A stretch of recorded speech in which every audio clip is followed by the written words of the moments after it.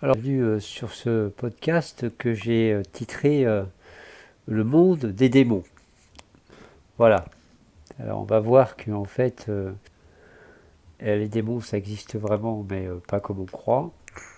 Donc, on va apprendre comment ils fonctionnent. Ensuite, quelles sont leurs attitudes et comment ça s'exprime directement dans notre monde et dans la matière. Et puis, comment on s'en protège quand même, hein, parce que vous êtes face à ce type de personnes. Il faut trouver des solutions pour se protéger. On n'a pas trop le choix. Alors les démons, ce sont des mondes inversés. Vous savez, démon, monde, mais dans l'autre sens, inversé. Et ils fonctionnent complètement à l'envers. C'est ça un démon. Et on ne peut pas les reconnaître euh, à leur couleur de peau, à leur statut social. Ça n'existe pas. Ça, on ne peut les reconnaître que dans leurs attitudes. C'est leurs attitudes qui vont faire qu'on va pouvoir dire cette personne fonctionne à l'envers et pas autre chose. Et bien entendu, les démons, ce ne sont pas des petites bestioles avec des cornes et une queue, mais c'est ce qu'ils vous diront, eux. Ils vous diront qu'ils ne sont pas des démons parce que les démons, ce sont des bestioles avec des cornes et une queue, ce qui est totalement faux. Et d'ailleurs, c'est normal puisque les démons passent leur temps à mentir. À se mentir aussi, d'ailleurs. Alors, ils fonctionnent à l'envers. On va voir tous les chakras, du bas vers le haut. Le premier chakra, c'est le chakra de la terre.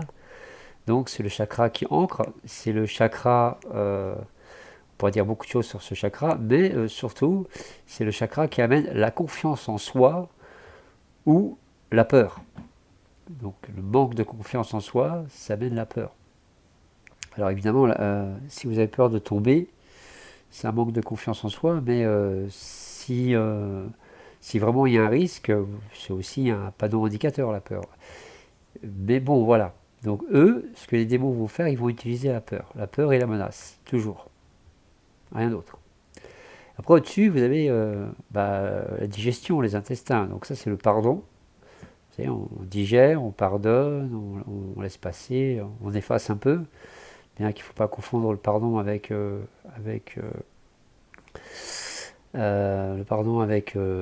fait d'oublier. Hein. Pardonner, oublier, c'est deux choses différentes. Vous pouvez pardonner à quelqu'un tout en sachant que cette personne est comme ça, et donc, bon voilà. On ne met pas un voleur, on ne lui donne pas la clé de la caisse, c'est oui, ce que je veux dire. Donc, le chakra au-dessus, c'est donc le pardon, et l'inverse, ça va être la vengeance, la condamnation, le fait de chercher à se venger, à ne pas oublier, à vouloir punir, à vouloir condamner. Voilà. Il n'y a pas de. Voilà. Donc, ces personnes-là vont chercher toujours ça. Et ensuite, au-dessus, vous avez la paix. C'est le chakra de l'air, c'est la paix. Et eux, ils sont en guerre. Les démons sont quand même en enfer au milieu des méchants. Donc ils sont en guerre, il faut qu'ils se défendent de tout le monde. Ils sont tout le temps agressés. Ensuite, au-dessus, vous avez donc le cœur. Le cœur, vous savez que c'est l'amour. Mais c'est pour eux la rancœur, la haine. Et d'ailleurs, quand on se connecte à ces gens-là, on ressent de la haine, mais en fait, c'est pas notre haine à nous. C'est le manque d'amour à eux qu'on va ressentir. Donc, voilà. Au-dessus, vous avez le chakra de la gorge, c'est un chakra important parce que c'est le chakra de la conscience. Mais c'est aussi le chakra avec lequel on parle. Et le verbe est créateur. Donc, qu'est-ce qui sort de la bouche d'une personne? Est-ce que c'est de la vérité ou est-ce que c'est un mensonge? Et vous savez, on dit qu'il n'y a que la vérité qui blesse. C'est faux. Ce qui va blesser, c'est pas la vérité. Si je vous dis que je vous aime et que c'est vrai, ça vous fait du bien. Mais si je vous dis que je vous aime et que c'est un mensonge, alors quand vous allez vous en rendre compte, vous allez être blessé. C'est donc le mensonge qui blesse, mais sûrement pas la vérité. Au-dessus, au niveau du troisième œil, c'est le chakra de la réalité. Et c'est aussi celui des illusions. Donc, une personne normale, elle va chercher à être dans la réalité, elle va essayer de trouver la réalité, alors que un démon va chercher à apparaître, il va chercher à manipuler, etc. Et tout en haut, vous avez le chakra, le dernier chakra. Enfin, il y en a après il y en a au-dessus. Mais de toute façon, les démons n'ont pas accès au monde supérieur. Ils peuvent pas. Bon, voilà, c'est comme ça. Il faut déjà pouvoir avoir les chakras, les 7 premiers chakras propres pour arriver potentiellement à se connecter. Sinon, vous vous connectez pas. C'est un peu embêtant, mais c'est comme ça. Voilà.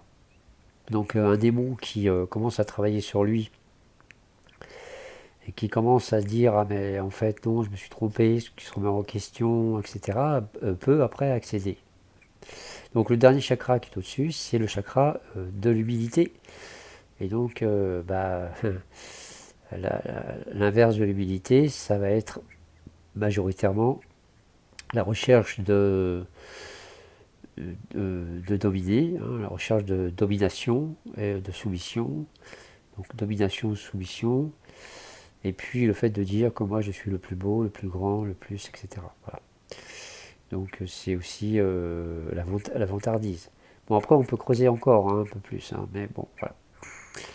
Donc voilà, donc sur ces 5 premières minutes, vous avez donc une explication de ce qu'est un démon. Donc un démon, je rappelle, ce n'est pas une petite bestiole avec des cornes et une queue. Les démons vous diront ça, mais on sait que c'est faux, ils utilisent le mensonge pour vous tromper. C'est une personne qui fonctionne à l'envers, un monde démon. Et après, la question est, comment ces démons, quelles sont les attitudes des démons?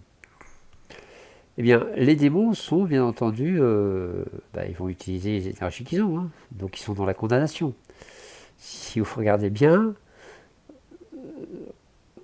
nous sommes dans une société où on a des tribunaux avec des juges qui distribuent des condamnations. C'est quand même assez c'est énorme. C'est pour ça que j'ai dit qu'on est dans le monde des démons. Parce que c'est fou quelque part d'avoir quelqu'un qui est assis là toute la journée, il passe son temps à condamner les gens. C'est un peu énorme. Hein.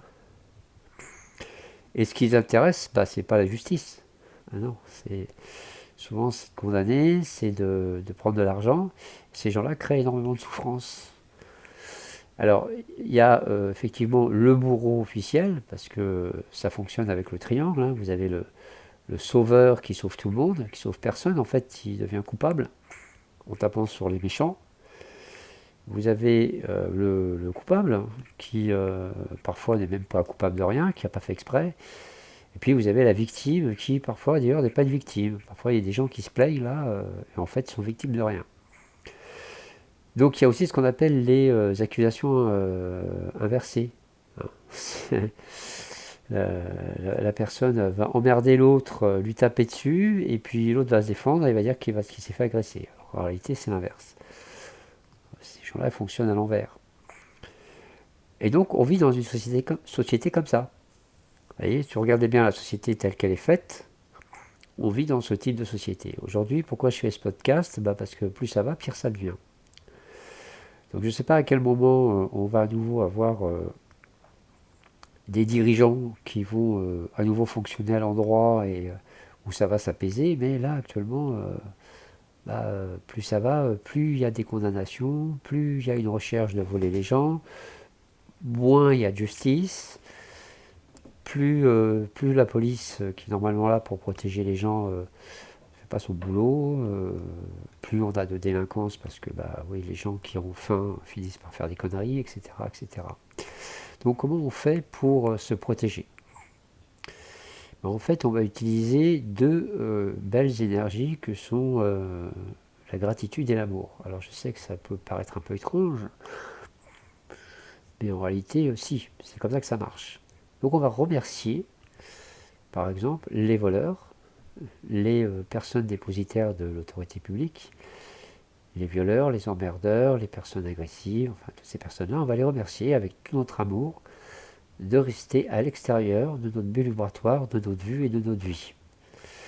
Et par respect pour ces personnes, on va rester à l'extérieur de leur bulle vibratoire, de leur vue et de leur vie.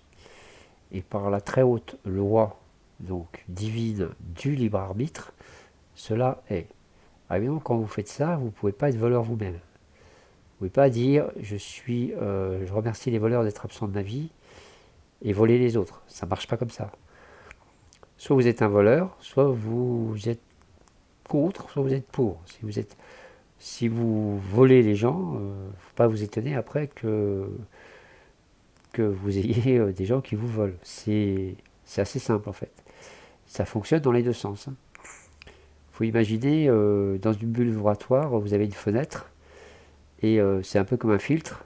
Et donc si vous êtes pour quelque chose, ça marche dans un sens autant que dans l'autre. Si vous êtes pour le vol, et bien nécessairement vous saurez voler aussi, vous prenez ce risque. En tout cas, moi j'ai pas trouvé le moyen de faire autrement que de dire je vais être honnête. Après, il ne faut pas confondre le vol et la réparation. C'est-à-dire quand vous êtes face à une administration qui se permet de vous imposer tout et n'importe quoi, le fait de ne pas payer certains impôts ou de garder assez d'argent pour vivre si on veut tout vous prendre, c'est pas du vol, c'est de la défense. Et là, c'est pas pareil.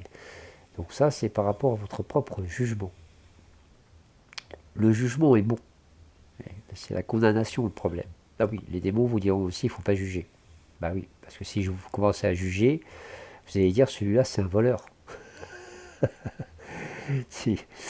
Bon, donc il ne faut pas juger, hein, parce que si vous jugez, voilà, il ne faut pas juger. Par contre, c'est plus facile pour se laisser voler. Vous voyez, par exemple.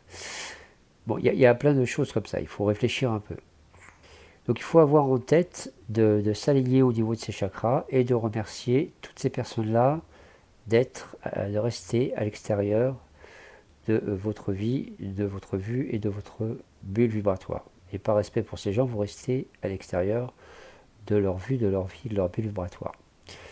Et par la très haute loi du libre arbitre, cela est. Mais comme je vous l'ai dit, attention, vous ne pouvez pas dire ça et ne pas l'appliquer à vous-même. Ça ne marche pas comme ça. Voilà. Bon, ce podcast est terminé. Merci de le partager. De toute façon, je sais que ma chaîne ne fonctionne plus, donc si vous ne le partagez pas, il ne se passera rien. Surtout, prenez bien soin de vous. Et puis, on se dit à bientôt. Peut-être.